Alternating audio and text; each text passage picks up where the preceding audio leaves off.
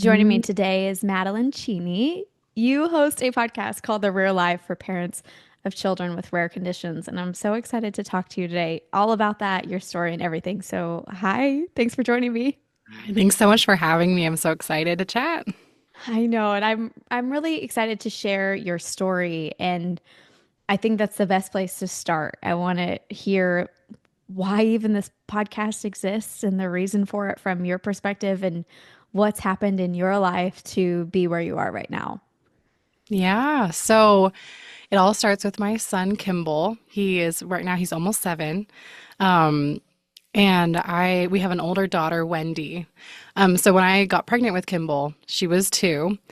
And we just, thought we'd just have a run-of-the-mill life with run-of-the-mill kids, not including disabilities because you don't really think about that. Um, And we had found out at that point I was going in for my 20-week ultrasound, which is where a lot of these stories start. um, Going into that, I was like, oh, it's going to be a super boring appointment. Like, we're not really going to learn anything because we had accidentally found out he was a boy at 13 weeks. And so I was like, we're not going to find out anything. So I told my husband, like, you know what? Don't come to the appointment. It'll be boring. Just go to work. So this was the first appointment he didn't go to with me, which in hindsight, I'm like, oh, I wish he would have been there. But I brought our 2-year-old to that appointment. And um, as the ultrasound tech was scanning me, I was like, oh, she's being pretty quiet. Like that's kind of funny. I'm used to like with my daughter, it was a very lighthearted, like chatting about the baby and are you excited? And are you excited to find out if it's a boy or a girl? But it was just silent. And I was like kind of wanting to make small talk. So I was like, so like asking her about her job. And she was like, well, normally I work in this high risk clinic, downtown, but like, I come here once a week. And I was like, oh my gosh, that must be such a hard job to deliver hard news to these moms. She was like, well, it's not my job. The doctor does that. And I was like, oh, okay. I was just like laying there like, wow, she's pretty hard to get. It's hard to get her talking. But she was while we were chatting about this, she was measuring and remeasuring different things she was finding on there that were definitely red flags, but she couldn't say anything because she's not the doctor. So, I'm just laying there thinking everything's fine. And then she was like, okay, well, the doctor will look at the ultrasound results and then we'll bring you in to talk to him. I was like, well, that's kind of weird. Like, with our daughter, he just called us a few days later and was like, yep, everything looks great. And that was that. So I was laying there thinking, like, could there be something going on? Like, no, there's nothing wrong. Because I think for so many of us that do have disabled children, you never really think it's going to happen to you. You're like, that happens to other people. That will never, Hmm. that it's not me. So I definitely was in that camp at that point, or I thought I was. And so a little bit later, they brought us into the examination room with the doctor. I looked at his face, like trying to get a clue, and I was like, oh no, like this is not good because he looked pretty serious. And he sat us down or sat me down. My daughter's toddling around. And he was like, so it's hard to know for sure, but we think your son has Down syndrome. And I just remember that those words, I mean, they changed my life forever. Everything shifted. I felt like the whole world was like teetering on its side. I was like, what is happening right now? And I kind of sat in a daze while he was explaining the different markers that looked like Down syndrome. Um, for example, he had short limbs and he didn't have like a prominent nose bridge. Like there just really wasn't any. There's just like a little tiny nub, which is super cute. We have lots of pictures of those. um, and so he was like, well, we're going to test you and we can find out if he has Down syndrome and we'll let you know within a week. And so um, I took my daughter and we were walking out and I just remember like feeling like just like everything felt so surreal. And Yeah, I was I gonna remember, say, what was your first, like he tells you that, and mhm, what are your emotions and thoughts going through your head? Because you did go into this being like, this is a normal appointment. My husband's not here. yeah. Holy crap, I just got really big news. Yeah, I mean, I really just felt like my whole world had flipped upside down. I think it was see the emotions. I mean, really I just felt like, oh, this is so hard. Like this is going to be such a hard life. I think that was really what the first thing that came to my mind was. And I remember like as I was kind of processing and it was really like washing over me for the next few hours after that appointment, And we're just little things like remember like realizing like, oh my gosh, I've been writing letters to this unborn child and he'll never read them. So I had like these assumptions or the little knowledge that I had about people with Down syndrome. I'm not saying that that was accurate or not, but that was what I was thinking of like, oh my gosh, he'll never be able to read these. And, you know, I will never be empty nesters. That was another thought that immediately came to my mind of like this lifelong care. Like we will never like just this life that I expected, this trajectory that we felt like we were on was suddenly shifted completely. And all I saw in my future really was hardship. I was like, this is going to be so hard. It's going to be so much work, and I'm never going to be done. And Hmm. I think I'm naturally a pretty independent person. And so the idea of having, a child that's dependent on you for life was really hard for me to wrap my head around. Yeah, and I don't think a lot of people consider that because you're really thinking about these first few moments and just like getting the news and the kind of shock of it all. To your point, nobody goes into it expecting that it's going to happen to them.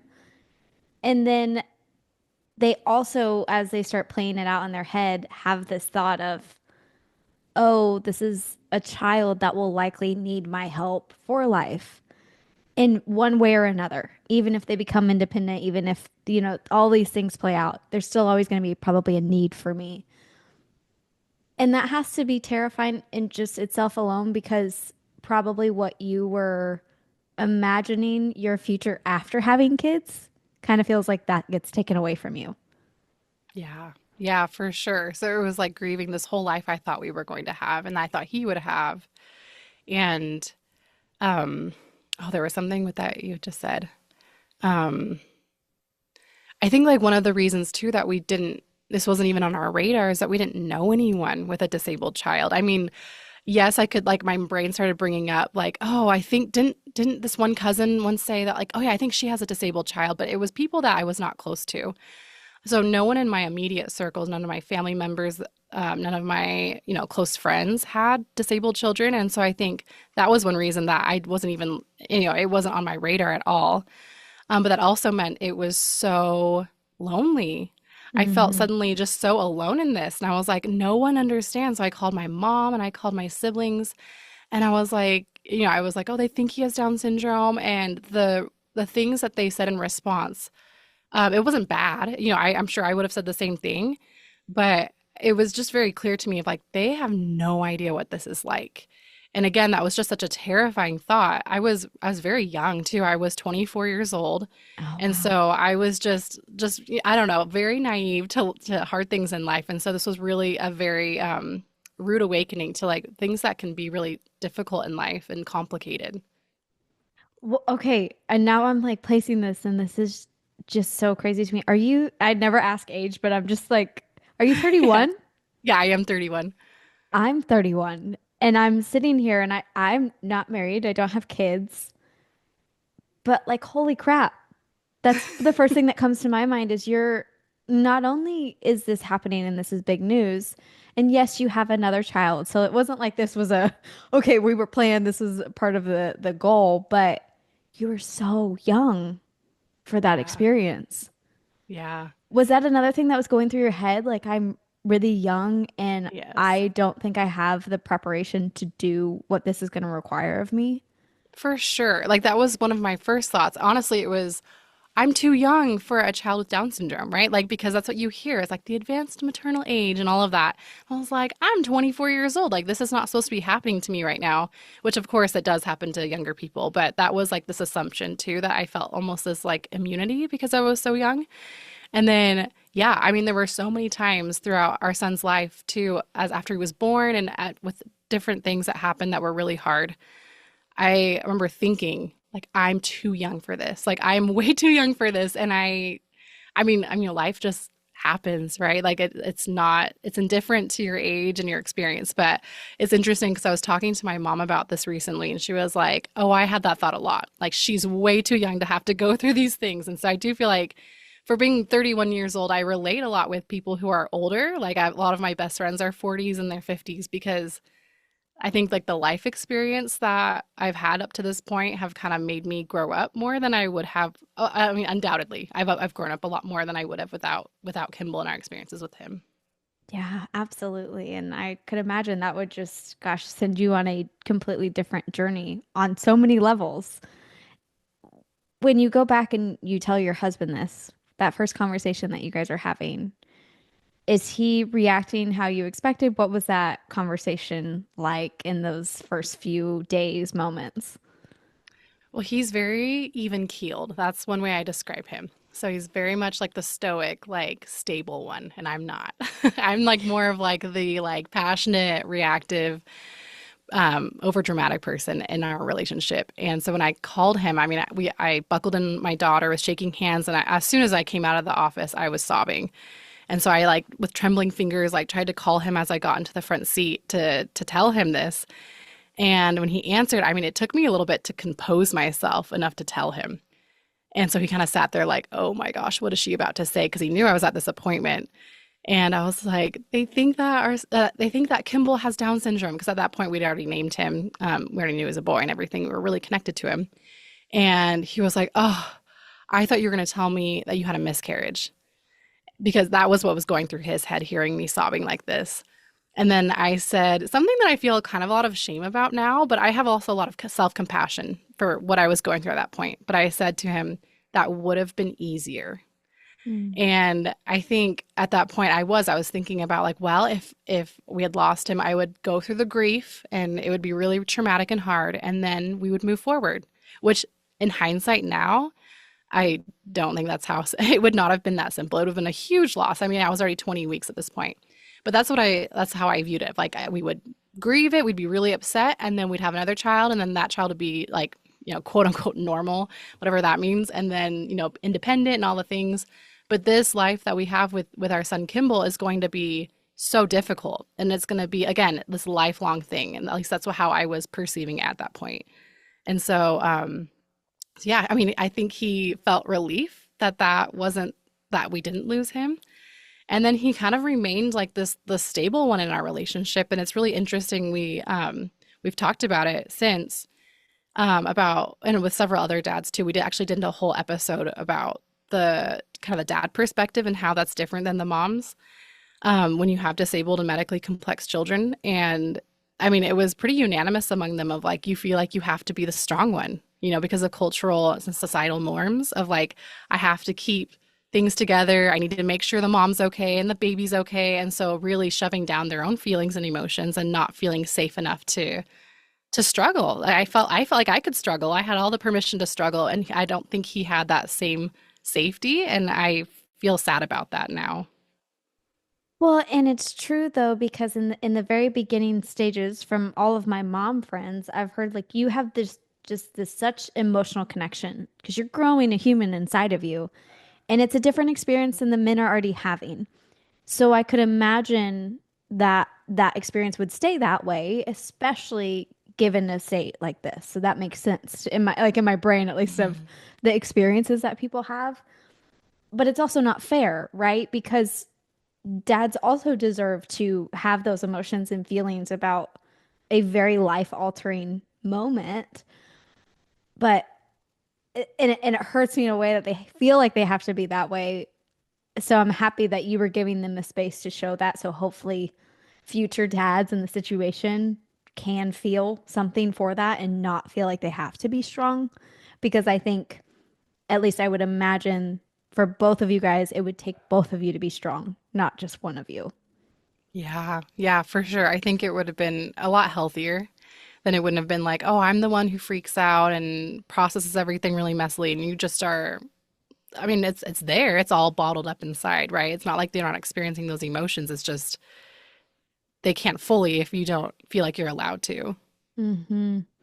And I want to know now too. So this happens, this conversation happens, and obviously you have him and life is changed. So did he end up having what they expected, or was it something else? Like what happened as that course changed? Because also they're predicting this and based on numbers and what they're seeing on sonograms. And I know that that can change as they're born and other things develop. So what happened after he was born? Well, actually, it was a week later after this ultrasound that the test results came back negative for Down syndrome.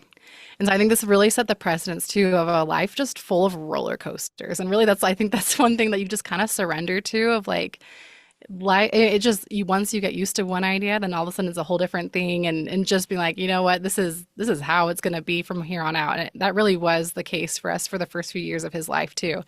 But we because it came back negative, the doctor was like, it's probably something very rare because it tested for like the 12 or 20 or whatever number it is, most common abnormalities that, in birth. And so um, at that point, we were launched into the world of rare. And that was really scary to be like, well, okay. Like, I got launched into this like mini community, like subset of people, or like the Down syndrome community, or like there are actually a lot of, like within the world of disability, that's a very prevalent, robust community. And so then to suddenly be like, oh, actually, you don't belong here. We're gonna shuffle you out into this other corner that's even more isolated from, culture and your friends and everyone around you. And so during the course of the next few months of pregnancy with him, we had lots and lots of ultrasound. So I got a lot of baby pictures of him, which was one perk. But they were like, we think he has this really rare condition. It's called chondrodysplasia punctata X-linked type 1, which is just a Which load is of a mouthful gibberish. too, because you're like, okay, so what does that mean? Exactly. And like if you translate the word over directly, I mean, one of the things is that it says people with this syndrome, they have like polka dots in their joints, which is what you can see in ultrasound. It doesn't really affect them like functionally, but that was one way they're like, oh, this is a marker for this syndrome, and then he's checking all these other boxes. And so that diagnosis ended up being confirmed after he was born. And so we learned that there were 125 other people in the world with confirmed cases of this, and so ultra rare. Very Like little ever or literature, within the year or I think, ever documented. wow. And so, I mean, and we've learned later too, because with these rare diseases, you find out more, in the best cases, you learn more and more as time goes on. And we've learned recently with new research that's come up that oftentimes these babies die before they're born due to brain bleeds that often are not caught before birth. And so um, he luckily did not have that symptom, and that's why he was born alive. But we knew that there was a high chance of him passing away before birth. And so that was also this whole other layer where before it was like, oh, disabilities, that's really hard and that's different and it has the stigma and I'm not sure how to like help him and get all the support we need and it'll be so much work for me. But then, and oftentimes I do have heart abnormalities and that's scary too, but it really wasn't, the medical side really wasn't a part of this yet. And then when we got that diagnosis, it was like, oh, like we are going to help this child fight for his life. Like that's what this is. And so we immediately had, various specialists that were meeting with us and talking about the different interventions they would do once he was born and what it would likely be like. And they were told us we had to deliver at the specific hospital because it had the highest level NICU that was most likely to help him survive. And so it's just really, and again, like I was like, I'm so young. I'm so young to be dealing with this stuff. Like this is Mhm. so scary, something you never think you're going to be facing in your life. Yeah, I mean, you're getting all of this information, which I would think is very overwhelming because you don't understand any of it. You're going to specialists. You're probably dealing with a lot of medical bills that you weren't prepared for in the first place. You are being talked to about something that you're growing inside of you that may not make it, but if it does, it may not make it later. Like, and you're sitting here just having so many variations. You mentioned the roller coaster, but I mean, Madeline, this might be the bumpiest, like the roller coaster that doesn't have any screws Yeah. is what it feels like the way that you're describing it. And to be two people who are experiencing that, along with already having a child that you're supposed to be loving and caring for, I want to recognize how much strength all of you have to have went through that, just the emotional turmoil that you probably went through throughout the entire beginning until you got the reward of having him in your life. It was like you had to emotionally go through so much just to get there. Yeah. Yeah. I mean, looking back at it, I'm like, oh yeah, like I can see where like you do, you need a lot of resilience to get through things like that. But I think at the time it just felt like being beaten to a bloody pulp of like, I can't Yeah. handle this, I can't handle this, and just thing after thing that was so beyond my capacity because it really was. But then, hindsight's 2020, and I can be like, okay, that was so incredibly painful, but I also can recognize qualities that I have now that I wouldn't have been able to get any other way.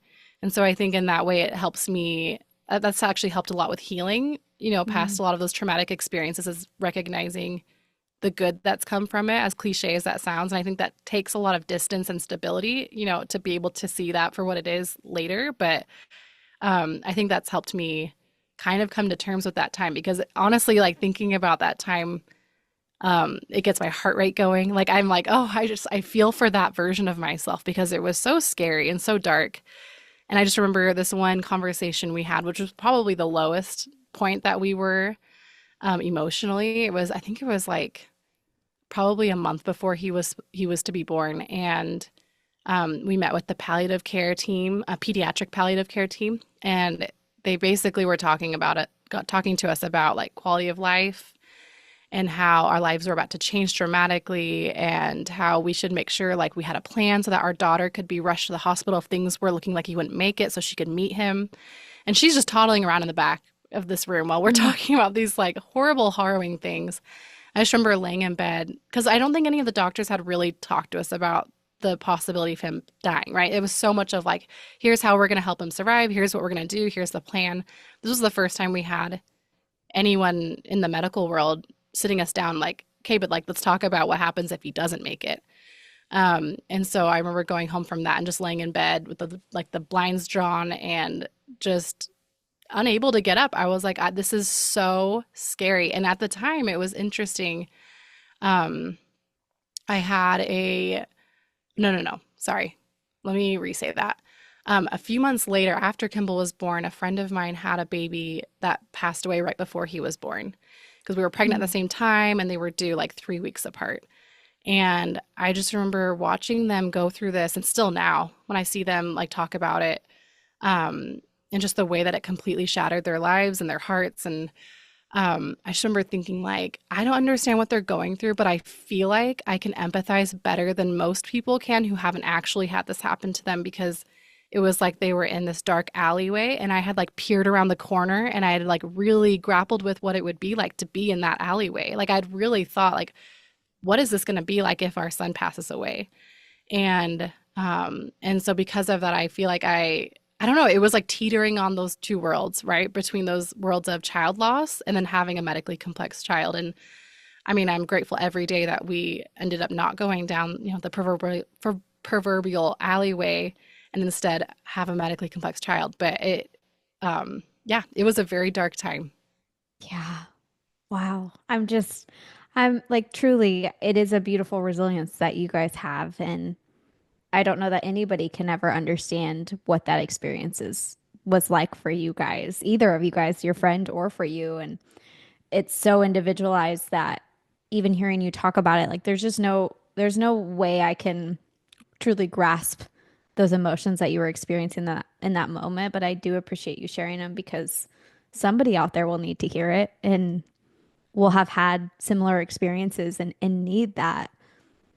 And if I remember correctly, based on some of your social media content I was watching, he had quite a few things that he had to do when he was first born, and he did make it, and he had to have stuff happening all around him for a lot of that time period. And I'm not sure how long, but I'm curious what that experience is like because you get excited. He's here, he was born. Yay. But also what's about to happen now. Yeah, I mean, it was interesting that dynamic because you're right. It was this when I gave birth to him, it was kind of this huge flurry. I was induced so our special doctor could be there and this whole team would be ready. And then all of a sudden he just like came like way faster than they thought. So she never even made it there. And this like I mean, like the room was completely full. They were like, everyone get in here now. Because this really like fragile baby's about to be born. And so the room was just full of commotion and they delivered him and then whisked him out of this like little window they had that connected to the NICU. And then it was completely empty. And I was just sitting there by myself. And I just remember being like, oh my gosh, like I did it. And he was born alive. And I think at that point too, I was like, I got this hurdle done because childbirth is intense, like in and of itself, right? That's like its own whole thing. So I was like, Well, I'm yeah, so and proud of myself. you're mentioning that you had a room full of people and you're like, I am very vulnerable and I'm about to have this huge moment in my life. And then it's just everybody's gone. I like the juxtaposition of that experience alone. It was crazy. And I think it was interesting because with my daughter, um, I had the experience of like delivering her and then they place her on my chest and then I just have like this bonding moment. And I knew I wouldn't have that with Kimball. And so I think that was actually really helpful to know that ahead of time. I've talked to other parents who didn't know, like they had no idea anything was wrong with their baby and then they were born and then whisked away and I think that's far more traumatic in that way. But I had the knowledge beforehand that there's no way they're gonna like he will get whisked off so they can stabilize him. And so I remember laying there being like, how am I? I'm feeling pretty good. Like, I delivered him. He was alive. Like they're stabilizing him. My husband's there with him. And so the moment of not being able to hold him, I think felt I don't see what's the right word. It didn't feel funny, but it felt almost like, wow, this is a really weird experience. Like they took the baby out and he's gone. And then my husband came in and showed me a picture of him. Like that's how I saw him for the first time. Because Mm. they sort of held him up really briefly and then whisked him away. So I didn't really see him at first. So he showed me this picture of this adorable fat baby.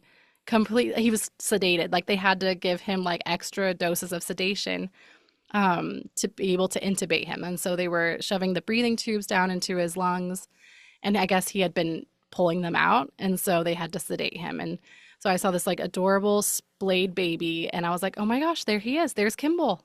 And so I think it was a very humanizing moment to be like, he's a real human baby and he is mine and I'm his mom. And I felt so proud of us, like for getting this far. And they wheeled me back to see him. And so I was like, because I had just, had him. And so I was in a wheelchair and they brought me back to the NICU to see him. And there was this beautiful baby. And I was like, he's mine. I don't know. It was interesting how it's like there's this almost detachment because he wasn't just laid on my chest. It wasn't like, oh, and now I'm never parted with him like it was with my daughter. Because he was like being taken care of by other people, it almost felt like this little like every morning when we would like once I was discharged and we'd come visit him in the NICU, it felt like Christmas morning, like every morning. It was like, oh, there he is. There's my son. And it was just such an interesting experience. And it was very painful to leave him there. But at the same time, it was a very unique feeling of joy to go there and to feel so proud of this baby that was mine. And so, Well, and you brought yeah, him into the world, so I could see how that like he is mine, but also I don't have him yet. And you're used to the experience that you had with your daughter. So vastly yeah, different. yeah, yeah. Yeah, it was messy for sure. I mean, so there were those intense emotions of joy and like pride over him. I mean, like, look, we did it. He's here, and being so grateful that he was there safely. As well as, obviously a lot of anxiety about, will he stay okay? And we weren't able to hold him for the first, I think it was on day like 9, we were able to hold him because he had this, as part of a syndrome, his cervical spine was not hardened, the bones there, the vertebrae there, and so on the C1 and C2 level. So it's a very like catastrophic area catastrophic area to not be stable to protect his cervical spine. And so if he put his chin down to his chest, he could be paralyzed or die. And so it was like they actually kept him sedated the first week too, so we didn't see his eyes. We didn't know what color his eyes were yet, to keep him from moving around too much and injuring himself. So I think like just things like that it was so vastly different than your typical baby experience. And so there was a lot of anxiety there. There was also like that longing to hold him, right? At first I was like just so proud of the picture we had um and being able to see him, but then I felt angry. I was like, I want to be able to hold my baby. Like I can't even hold him. I can just sort of touch him while he's on this bed. Other people are taking care of him. It was such a detached parenting experience and I knew what it was supposed to be like. I was like, I'm not a first-time mom. Like I'm watching these strangers like change his diaper and they allowed us to do what they called his cares, which is changing diapers and like switching around his little like pull socks on his foot. and things like that. And they were like, "Oh, you can do some of the cares if you want to like help you like bond with your baby and stuff." And so I remember like changing his diaper and it was a wet diaper and I was like, "Should I like wipe him if it's just pee?" And I was like, "What is happening right now? Why am I asking a nurse if I should wipe my baby's bum? I'm a mom. Like I already know all this stuff." Like it just felt so weird to feel like I had to ask permission for everything Yeah. when I already was an established mom at this point. Yeah, gosh, that experience just being in there and you kind of feel a little helpless too. I would, uh, I would think because you are asking someone, but also you can't do all the things that you know you're capable of doing, but it's like you're not allowed to until given that space. So, how long was he in the NICU for? He was there for 22 days, which felt so long to me at the time, but we also watched another little resident there have her first birthday there and she had not gone home yet. So I think Wow. I also felt the gravity of like I'm so grateful that he didn't have to stay here very long and I'm so grateful he's coming home. Right? Because we didn't Mm. know if we would take him home. And there was a moment where he had just come out of surgery and things were looking dicey. And so being able to bring him home was, again, it was like bringing home this little, like this ultimate Christmas present of like, our baby's coming home now, which again, it was just so surreal the way it happened. But Yeah. So then the years that follow, and he's now 7. In those years, like what has been the medical responsibility for you guys been like as he does grow up and he becomes his own little human and gets into all the fun years and you guys get to do stuff with him? What is that other side though? The care that goes into making sure he's allowed to have those experiences. so in the first few years, the biggest hurdle was his neck, right? Making sure he didn't because babies and kids like they fall over, they roll over, like they're doing a lot. And so having this thing hanging over us of like, oh, but he can't fall or he'll break his neck and maybe die or be paralyzed was just this really heavy, ominous thing. So he had like these big cervical spine collars, like kind of like the ones you see when people break their neck. Um, he had that on from day, 7 or whatever day it was that they made it for him. And so that was a big part of his care. We also had a roller coaster with that where there was one appointment they were like, "Oh, actually it's all hardened. It's great. You're good to go. You don't need this anymore. And you don't need this big invasive surgery to fix it like we thought you would." And we were like on cloud nine, bringing him home without this and finally being able to hold him without this brace. And then 3 months later at the follow up, they were like, "No way. Like the other doctor was completely wrong. Like this is so dangerous." And to realize that whole time he could have died anytime during that point Oh my or any point during gosh. that time. Yeah. So that was really scary. And so again, that roller coaster of like going up and down. And then later it did harden. And so he never ended up needing this huge surgery and he didn't need the collar anymore. So that was a huge relief. And that was like over the years, medically, he's stabilized to where he is now. And so just one thing at a time was kind of like dropped off the plate of medical care. So that was one huge one. He also had a feeding tube for the first few years. And so once he weaned off of that, that was incredible. Although it was so cute because his perspective of his disabilities is very different than ours.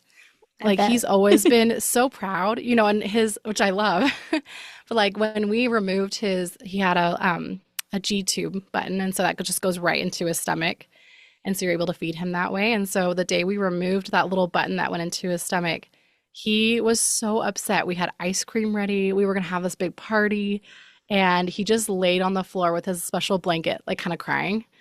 I was like, oh my gosh, he's really sad. And he used to kind of like play with his little button when he was nervous or like sad. So I realized like we just removed a body part of his basically to him. Like he never remembers not having it. So it's been Hmm. very interesting to see the difference in how he feels about that type of thing to compared to how we feel, right? Because we're like, oh, you shouldn't have needed that in the first place. I'm so sorry this happened to you. And for him, he's like, where'd my button go? Like I really liked playing with that. Yeah. So that's been really interesting. The kid's perspective is so cool. They don't see it as anything other than just them. This is who I Yeah. am. This is how I was born. And it's cool to hear that that was the experience because I bet that allowed you guys to have even more perspective of him, of Yeah. just like, oh, thinking he probably felt all the things that you guys were feeling. And he was born, and all of this emotional experience that you guys went through of like, this is what his life is going to be like. And he was just born and was like, this is just me. Hmm. Yeah. Yeah, for sure. Like, because he also, as part of his diagnosis, is deafblind, which means he just has that dual loss of visual impairment and hearing loss. So, in the first little bit when he was a baby, I mean, he was profoundly deaf and profoundly blind. And so I just remember like that same type of thing of like projecting how I would feel, right? I love being like, what would it be like to only have light perception at like bright windows and to like have these squeaky little hearing aids that are like sound completely different and he really can't hear that well with these either. Like that was something that I felt so distraught about, but he has, I mean, now his vision has improved um from when it used to be, and so he's pretty functional with it. But even so, like he can't, he will often not see things that are clearly there, and so, but he's just happy to be here, and I mean, it's very interesting to see how like it doesn't phase him because he doesn't know any different. And I think sometimes as parents, it's like that's a really sad thought of like, oh, he doesn't know any different, but he doesn't know any different, and so I think really coming to terms with that has really helped too, and how I view his disabilities of like he's fine with this, and he does have dwarfism, so he's very tiny. Like he looks like a 3-year old even though he's almost 7. And sometimes he'll be like, "Oh, I want to be tall." But other than that, I mean, he just struts right into school. I mean, he's super confident and proud of himself and all the parts of him. And so that's been something I wish I could have shown myself in those first few weeks after finding out that he would be disabled, to be like, like, look at this adorable child that's alive and medically stable and embraces himself with all of his disabilities. And I think one of the hard parts of this is that that's not the case for a lot of parents, right? That it doesn't often happen where they stabilize medically and then everything's like you're just kind of assisting them with their disabilities, but everything's okay. I think for a lot of parents, and especially the ones I talk to, their child's diseases progress until they pass away before adulthood. And that is the really heavy, hard side of this, is that my story is not the story for many parents. And I'm very aware of that. And so you asked at the beginning, um, why I started the podcast that I did. And it really goes, it's those are the parents that I really aim to serve, are the parents who, first of all, the ones that are experiencing things the way I did in those dark early days, as well as the parents who stay in those dark days, right? The ones who don't have the happy ending with the flowers and the confident child and all those things, the parents who will lose that child, the one that they've grown to love so much. And so it's just such an isolating experience. And I think community is something that can be so empowering and so healing. And so that drives everything that we do to try to help create that community. And there are so many parents doing similar things. So I'm not the only one, creating that community, but I think every effort there is so important. Well, and to your point, because they are rare conditions, these are things that are isolating and feel very lonely. So anything anybody can do to help just provide a space where people can feel seen and connected to is the best thing. I mean, that was the purpose of my podcast, was doing that just in a broader sense. It's not as niche. So I love what you're doing. I think it's incredible. It's how I found you, and I was trying to find someone to share their story and be willing to, because it's also hard to share a story like this and have so many experiences that you've had and be like, yeah, let me keep reliving them or let me keep talking about them. That's not an easy thing to do. So I love what you're doing, and I think it's awesome. And you do Thank you. mention your daughter. You have 2 kids. What is it like, the experience for you now parenting kids that have differences?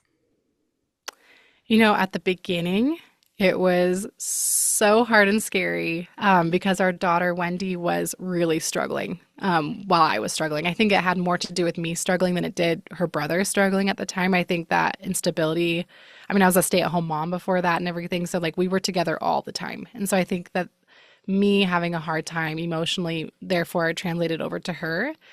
And I felt like I was drowning and she was drowning too next to me, but there was nothing I could do because I was also drowning. And so that was incredibly painful. But as Kimball has stabilized over the years and I've also stabilized, It's become just part of our family, just the way our family is, right? We talk about Kimball's, we make jokes about his hearing aids, or like, oh, he totally misheard me, or sometimes he'll walk into a room that I'm sitting in, I'm like, Mom, and look, scan the room, and then walk out and look in all the other rooms. And then I'll be like, Kimball, I'm in here. And then he walks and he's like, that was magic. Like, yep, Kimball, that was magic. He's like, that's incredible. You just appeared here.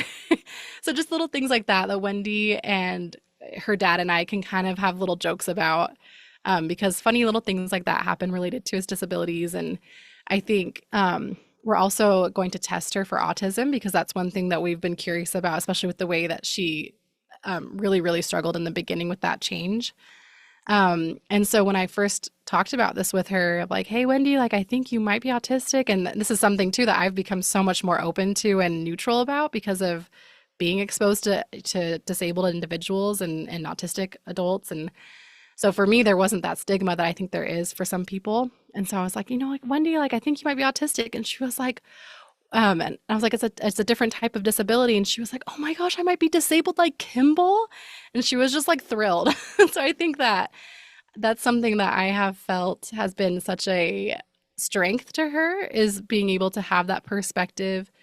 And right from the get-go that I didn't have as an adult when I was pregnant with Kimball. I mean, that was like the world was ending to me. Um, Even just the disability side of it. And for her, she was just thrilled to think that she might be in this club of being a disabled person. And so I think that has made me very proud of her. And then there's also this experience that we had recently where, so I'm a carrier for our son's condition. So I passed it to him unknowingly. I have a 50-50 chance of passing it on to children. Boys are the only ones who manifest it. So this is all the genetics stuff that I forgot from high school and I had to relearn, as it really impacted, my real life. But so our daughter Wendy had a 50-50 chance of being a carrier for this as well and having the same, I mean, from what a similar experience as I've had, having children. And so that was this really intense thing. And she decided she wanted to be tested. And she's 9 years old right now. So that's Wow. kind of looked down upon. We had to like kind of push back against the geneticist being like, that's too young. She should wait till she's about to about to have children if she chooses to. But she wanted to know. She was like, I want to know if I'm a carrier or not. And so we kind of walked this path with her. This is just so recent, just the last couple months. And it was very emotional. It was a very heavy thing to watch her going through, but she handled it with so much self-compassion and self-awareness. And I was so proud of her. And so we later found out she came back negative for it, which was a huge celebration. But throughout the whole process, I was like, she's had to grow up faster than her peers and in this type of this heaviness that she's had in her life. And to be able to see the benefits that that has also caused her, kind of like I was talking about at the beginning of like seeing my the hard things that we'd been through and to be like, oh, I can see the benefits that's had in my life and different qualities I have now. And so it's been really cool to see a version of that in our daughter because she, these children, the siblings are going along the ride. They're not the parents and they're not the disabled person, but they're going along in their own unique perspective, with the same challenges that we are. And so that has made me feel very proud of her. Wow. Madeline, it sounds like your kids are just being raised with so much love. I mean, that's what comes through in your stories and what you're talking about. And I know sometimes it's hard as a parent, like bigger picture to like you see them and you're proud of them, but to also know your role and your husband's role. And because that doesn't just happen, like we are how we were raised and what's around us. And your daughter and your son just sound so full of life and so just ready to take on anything that comes at them. And I think that's really awesome. Thank you so much. Yeah. And before we start to get towards the end of this, I want to acknowledge too, like, you're human, your husband's a human. You guys were experiencing these things. How were you also making sure to show up for yourselves and take care of yourselves while all of this stuff started happening in your life and just over the course of this entire experience? I mean, the community aspect has become a huge part of processing and healing for me. But during the thick of it, I had no idea how to find people who understood. So I really was going through a lot of this completely alone as far as people who understood what we were going through. We had family and friends that were very supportive, but in those first few years before I found that community, I just held on as tight as I could to a self-care routine I had before we had Kimball, and that was a class called Zumba. It's a group Love fitness that. class. Yeah. Yeah. Where you dance together with other men and women and that's your exercise. And so that was something that I religiously continued doing while I was pregnant with Kimball and while all this stuff was happening and then after he was born. And I remember, so my husband was very supportive and like I was a stay-at-home mom, so he'd come home and then I'd hand the baton off to him and go off to my class. And there were a couple weeks where I had to miss, and both times I like had a complete meltdown. And we were like, that's funny. That's the week I didn't go to Zumba. So at that point, we're like non-negotiable. Like I have to go. And it was twice a week, so it wasn't like as an everyday thing. But I think that was just enough space for me to feel like myself because of as you go through these experiences, you do change in like every way possible. It really does feel like your previous self is almost unrecognizable. Um, and so I think having something that was like this aspect that I had before and then the during and then the after felt very grounding to me and very familiar to me. And not only that, but the researched benefits of exercise. And I actually found out recently they said that for stress reduction, dancing is the most preferred form of exercise. And I was like, well, I there you saw go. that too. Yeah. So there you go. I mean, I do think it's something that's so light and silly in the midst of stuff that was so heavy and dark. And I actually remember being in class sometimes when like we had an extra aggressive song. I don't know how else to describe it, but when you're like, oh, you're like pounding your feet or whatever it is. And I remember like kind of like I tearing up. I don't think I was like full on, I wasn't sobbing, but I was like crying as I was doing that because it just felt so good to like almost like releasing that anger through this exercise too of like, oh, we found out this news and just processing it while I was sitting there like just dancing along with my peers. And um sorry. And then recently I went back to that class. There was a couple years where I didn't go to that one class specifically with that teacher. And then I went back again and I was like, oh, this feels like going back to my therapist because it just brought back so many of those emotions that I processed while being in this Zumba class. And so, Mhm. anyway, that has been something that's been really helpful to me. But if anyone's listening and also, they want some kind of tool to help themselves through things like this, I would recommend something like their version of Zumba, right? It doesn't need to be Zumba, but something that maybe they enjoyed or helped them find release or connection or whatever it is, made them feel good in some way previous to this happening. And then to see if there's a version of that you can keep doing if you can't do that exact thing. Because I think that was like the perfect, combination to help me feel okay during all of this. I love that you had that outlet, and it being Zumba just makes it all the more better because working out is so good for you. But something about you doing Zumba and just having all these experiences, it just like makes me smile to think like that was your outlet. I love Yeah. that. And no one there had any idea, right? They're just like, oh, we're just here at Zumba. And I'm like, oh, I'm processing trauma and, all the You're things. like, I gotta stop my foot really, really hard and don't pay attention to me, okay? Just let me scream for a second. Yes. I'm really glad you had the outlet and I'm glad you were able to take care of yourself. And not only that, you had a partner who was supportive in that because that is also a battle in itself. So just really awesome. I always like to end episodes, and I think I could talk to you forever because what you're doing in your podcast is so important. But beyond that, your experience in life and just crazy sitting here and we're both 31 years old and just vastly different life experiences, which I think is so cool. I love that this is a beautiful life that you've had. And I love that. Like I'm sitting here and I could genuinely sit here and talk forever, but we won't because we got plenty of things to do. So, what I like to end episodes with is whether it's a piece of advice, maybe it's inspiration, maybe it's a topic that we didn't get to and you're really heavy on your heart, whatever it may be, I kind of give the floor to you and we kind of close out our episode that way. So, the floor is yours. Well, I think, one thing that I've learned throughout my experience with my son and throughout life in general with other hard things, um, is really what I've built the podcast on as well, is the importance of talking about or at least naming your own feelings and removing the shame from them. I think a lot of people feel, I mean, it's pretty cringy to be like, oh, it was the worst possible news I could receive that he would be disabled, right? Like that doesn't sound good. And it doesn't feel that great either, especially as the parent. And you're like, I love this child. And like, I had these feelings that were so dark and like I feel kind of shameful about it. But I think it is so key to be able to talk about it with a trusted person, to write it out, to allow yourself to acknowledge those emotions and those feelings and to realize that those are very normal. I would venture to guess any kind of emotion or feeling that a parent has around their child with a disability or medical complexity.